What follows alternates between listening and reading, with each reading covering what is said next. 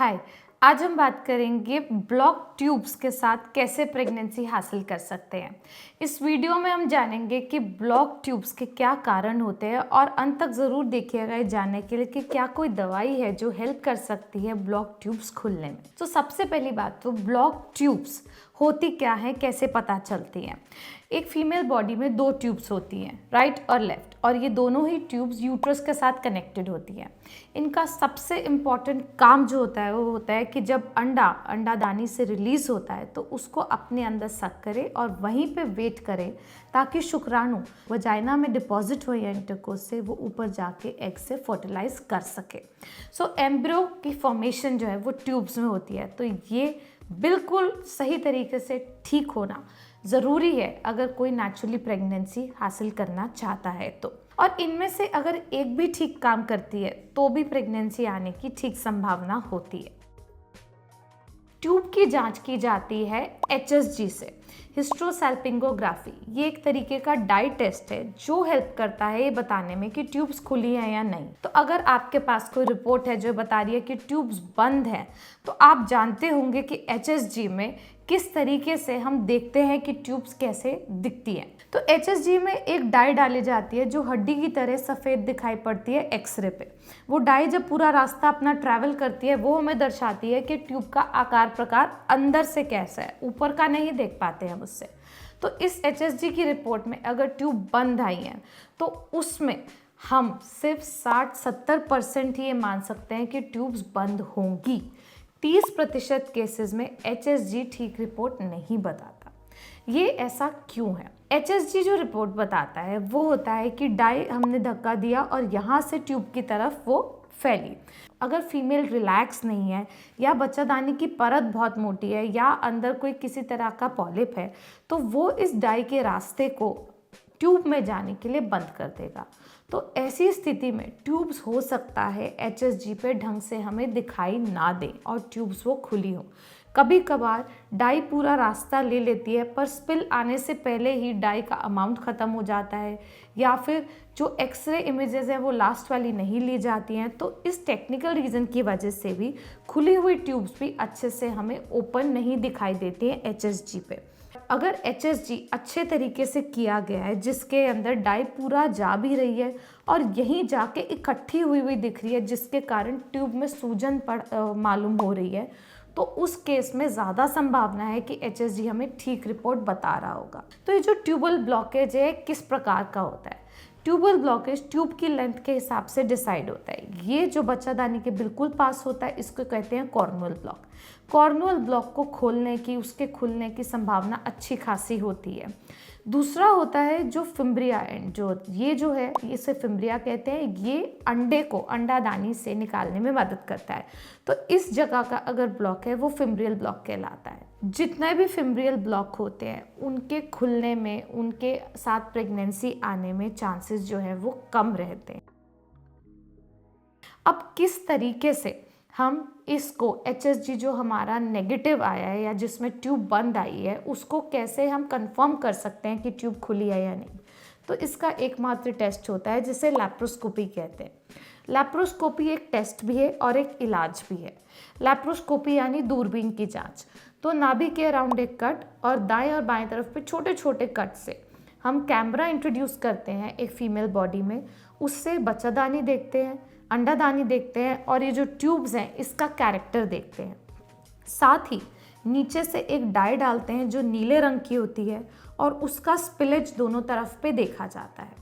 यदि डाई अच्छे से स्पिल हो रही है तो मतलब ट्यूब्स खुली है, नहीं तो ट्यूबल कैनलाइजेशन प्रोसीजर होते हैं। यानी नीचे से भी हम एक कैनुला पास करके यहाँ के ब्लॉक को खोल सकते हैं और ऊपर से भी ट्यूबल रिकंस्ट्रक्टिव सर्जरीज जिसमें ट्यूब्स को खोले जाने की प्रक्रिया की जाती है वो परफॉर्म कर सकते हैं ताकि ट्यूब्स जो हैं वो ओपन हो जाए।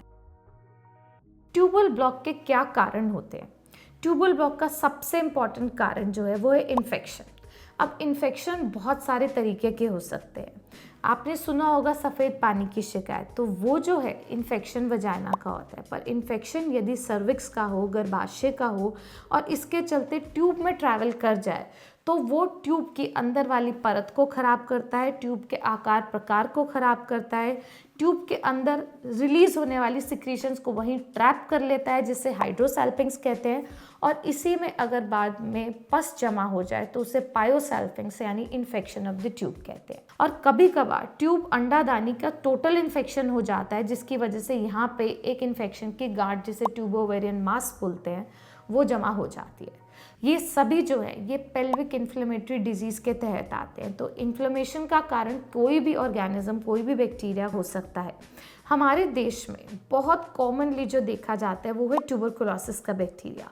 तो हमारे देश में ट्यूबरकुलोसिस रूल आउट करना अगर किसी की ब्लॉक ट्यूब्स है इम्पॉर्टेंट है, स्पेशली जब उन्हें फैमिली में या खुद में कभी भी कोई हिस्ट्री रही हो किसी और पार्ट के ट्यूबरकुलोसिस होने की। दूसरा कॉमन कारण आता है क्लेमाइडियल इन्फेक्शन। ये दोनों ही इन्फेक्शन जो है ये ट्यूब बंद होने का कारण बन सकते हैं। और इसको जांचने के लिए टुकड़े की जांच लेना और उसको टीबी के या क्लेमाइडिया के टेस्ट के लिए सब्जेक्ट करना हमें बताएगा कि ये इन्फेक्शन है या नहीं। कभी कभी जांच नेगेटिव आती है, पर उसके बावजूद भी इन्फेक्शन के इलाज को करना फ़ायदेमंद रहता है, चाहे आप किसी भी तरीके से प्रेगनेंसी प्लान करें।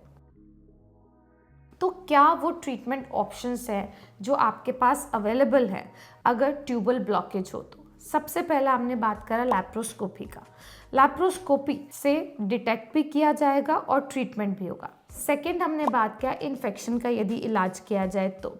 इन्फेक्शन का इलाज तभी फ़ायदेमंद है जब ट्यूब का जो डैमेज है वो बहुत मिनिमल है और वो किसी भी टेस्ट से बहुत अच्छे से डायग्नोज नहीं कर पाते।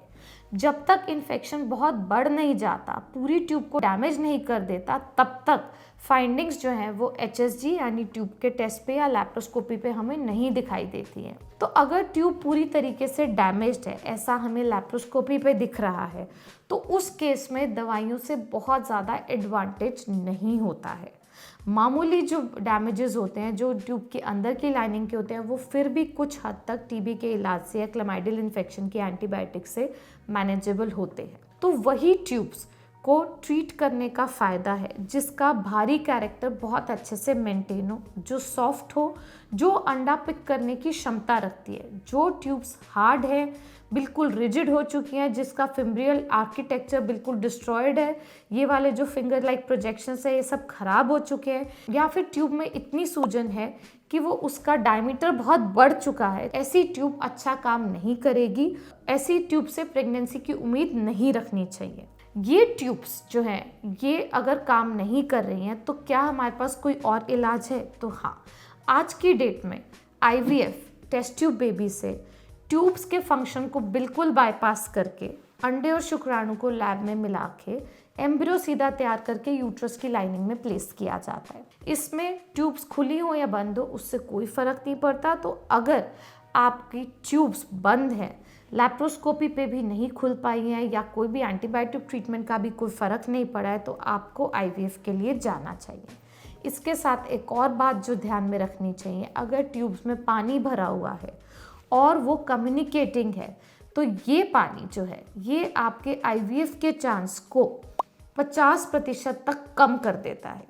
बिल्कुल सही सुना कि अगर हाइड्रोसैल्पिंग्स है, ट्यूब में पानी है, तो जो प्रेगनेंसी के चांस 60-70% तक हमारे IVF में आ सकते हैं, हाइड्रोसैल्पिंग्स के कारण वो घट के 30% के करीब ही रह जाते हैं। तो जो भी जना हाइड्रोसैल्पिंग्स यानी पानी अगर ट्यूब्स में उसके बाद IVF करा रहा है, उनके लिए एक स्टेप मैंडेटरी है जिसे ट्यूबल क्लिपिंग कहते हैं। इसके अंदर दूरबीन द्वारा ये पानी से भरी हुई ट्यूब को यूट्रस से डीलिंक कर दिया जाता है, यहाँ पे कट कर दिया जाता है ताकि ये इन्फेक्शस, ये इन्फ्लेमेटरी पानी जो है ये हमारे IVF के चांसेस को ख़राब नहीं करे। तो अगर आपका कोई भी टेस्ट ट्यूबल ब्लॉकेज की तरफ दिखा रहा है तो व्यर्थ इलाजों में जैसे कि रेट्रोग्रेड फ्लशिंग में और बिना बात की बहुत सारी दवाइयों में, प्लासेंट्रेक्स ट्रीटमेंट, इन सब में समय ना व्यर्थ करके आप सही इलाज की तरफ जाएं जिससे कि आपकी प्रेगनेंसी के चांसेस भी अच्छे हो और आपके अंडा सही बनते रहते ही प्रेगनेंसी आ जाए, ताकि प्रेगनेंसी ठीक भी चले और मिसकैरेज का चांस भी कम हो। अगर आपके और कोई सवाल है ट्यूब से रिलेटेड, ट्यूबल ब्लॉकेज से रिलेटेड या फिर प्रेगनेंसी कैसे हो बंद ट्यूब के साथ, तो हमें ज़रूर मैसेज करें।